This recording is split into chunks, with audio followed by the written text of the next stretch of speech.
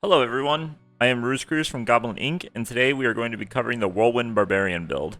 There are many viable variations of the Whirlwind build, and I tested loads of combinations of aspects, stats, Paragon boards, and even different types of weapons. This build guide will cover what I consider to be the strongest and most well-rounded version of Whirlwind, as it brings plenty of damage, tankiness, and mobility. This is a great build to level with, and also functions exceptionally well in the endgame. With all that being said, let's get into the build. This build is a powerful speed farmer while also being capable of clearing harder content. The bulk of this build's damage comes from the keystone talent Unbridled Rage, which provides us with a 135% damage increase, but doubles the channel cost of our Whirlwind. To maintain Whirlwind's high Fury cost, we rely on the aspect of Echoing Fury, which causes our shouts to passively generate Fury while active, and then we use the Bold Chieftain's aspect to decrease the cooldown on our shouts. Both of these aspects should go onto our rings. Our main damage aspects are the aspect of Dire Whirlwind, which gives us huge crit chance, and the aspect of Limitless Rage, which gives us damage after overcapping on Fury. Both of these aspects should go into our two-handed weapon slots. For our one-handed weapons, we want the aspect of the Expectant, which will give our Whirlwind bonus damage after we cast our basic skill, and the Edgemaster's aspect, which will cause our Whirlwind to do bonus damage based on our amount of Fury. On our gloves, we will take the aspect of Berserk Ripping, so that our Whirlwind will apply a bleed. This has great synergy with many different mechanics, as we'll discuss later. Defense is incredibly important in Diablo 4, and for this reason we are taking 3 defensive aspects. We even go so far as to put our defensive power on our necklace, using our 50% buff to gain that much needed damage mitigation. The aspect of Disobedience claims this spot, climbing all the way up to a 75% armor bonus. This will cause physical damage to be reduced substantially while also providing some much needed mitigation against elemental effects. We are also taking the Steadfast Berserker's aspect for more Fortify, and the aspect of Might for damage mitigation after using our basic skill. These can go on either the pants or the chest.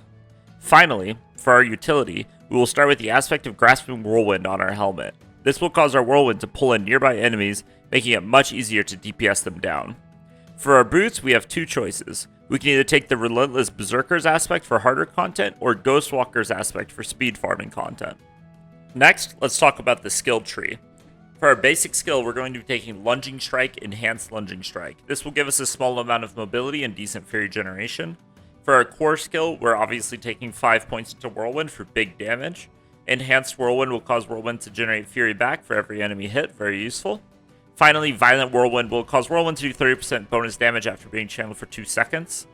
Furious Whirlwind at first looks like a viable alternative. However, keep in mind that the base damage that this skill deals is not based off of the damage Whirlwind actually deals, but is rather based on the tooltip value itself.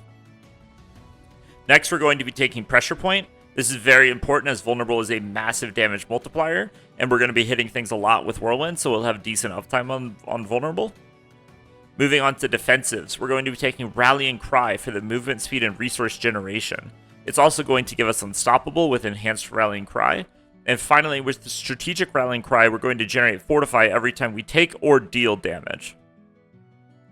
Challenging Shout is still crazy strong even after all of these nerfs. With 5 points, we're getting 48% damage mitigation. Enhanced Challenging Shout is also going to cause it to give us 20% maximum life. And finally, Tactical Challenging Shout will give us 3 Fury every time we take damage while it's active. To round out our Shout kit, we're also taking Warcry, which will give us 15% damage. It will also give us Berserking for 4 seconds. And finally, we'll get 10% additional damage as long as there's 6 nearby enemies. This Berserking is very important as we're going to extend this permanently with one of our legendary effects. These shouts are very potent in combination with each other, in particular because of the upcoming talents.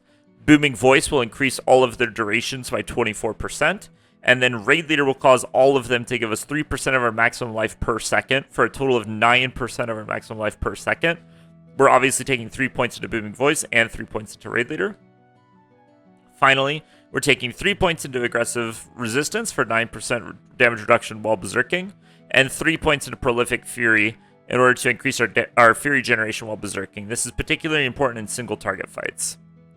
We're also going to be taking Swiftness for 12% movement speed. Swiftness can be moved to a damage mitigating node or increased damage node when you're dealing with more difficult content. However, for speed, Swiftness is very strong. Moving on to Weapon Mastery. Hamstring is a very important skill because all of our hits will apply a bleed, and then that bleed will slow enemies by 10%. This will proc damage against crowd control, damage against slowed, and damage against bleeding enemies.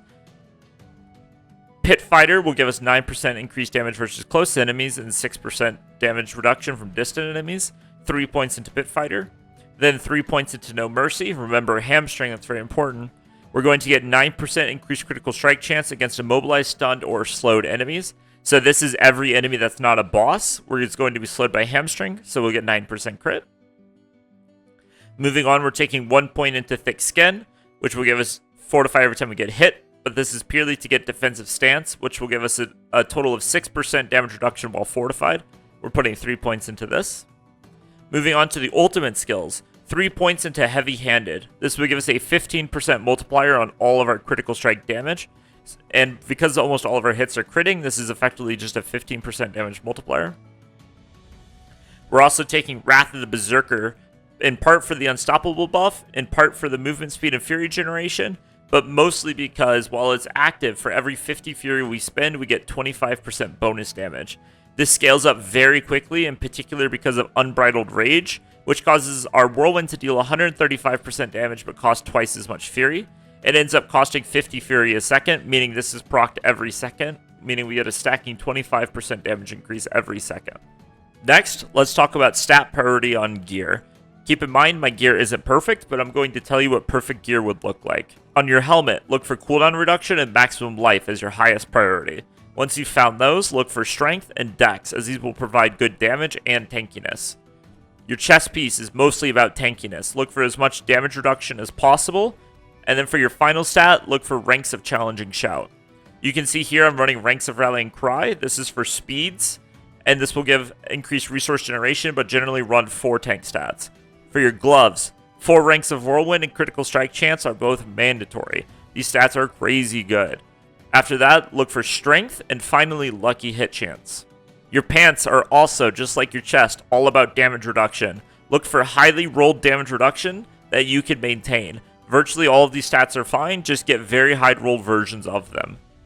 On your boots, the required stats are Fury Cost Reduction for single target damage, and Damage Reduction while injured for sustainability.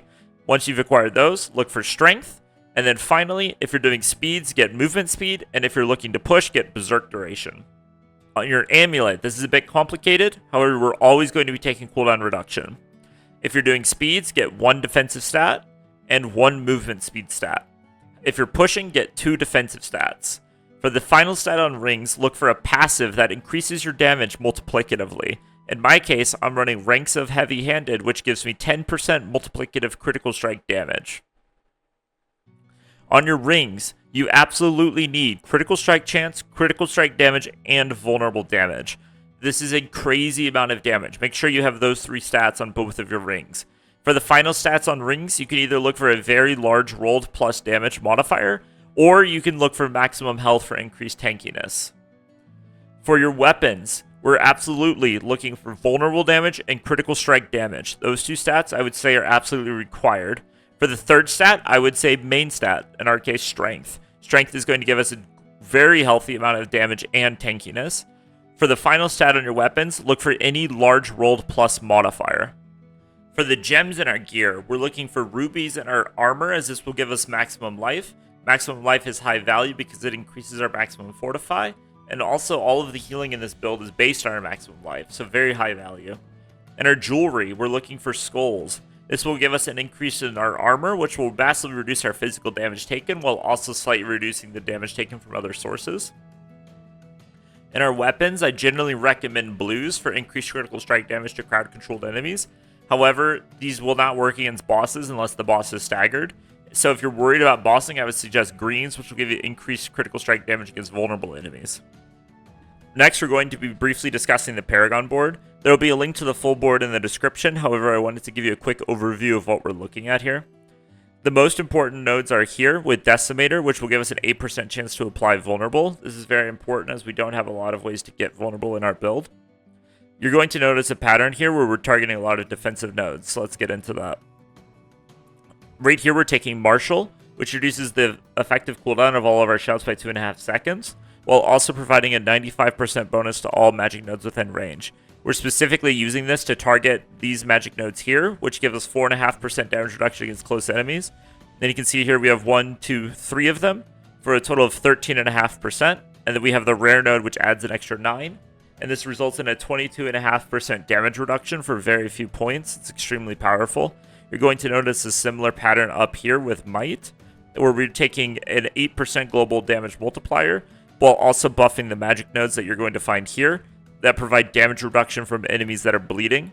This cluster here will give us roughly 20% additional damage mitigation.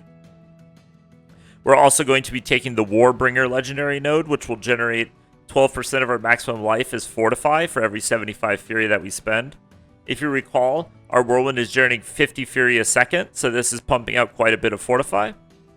And then finally, we're going to be going up here, and we're going to be taking Grit, and as well as these magic nodes that also reduce the damage from bleeding enemies. So as you can see, we have loads of damage mitigation, a decent amount of damage, and this is what a good Paragon board looks like.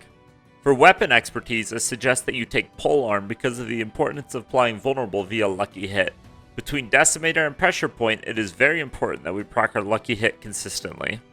Whirlwind is such an amazing speed farming build, and I hope you guys learned enough from this video to be able to blast the game.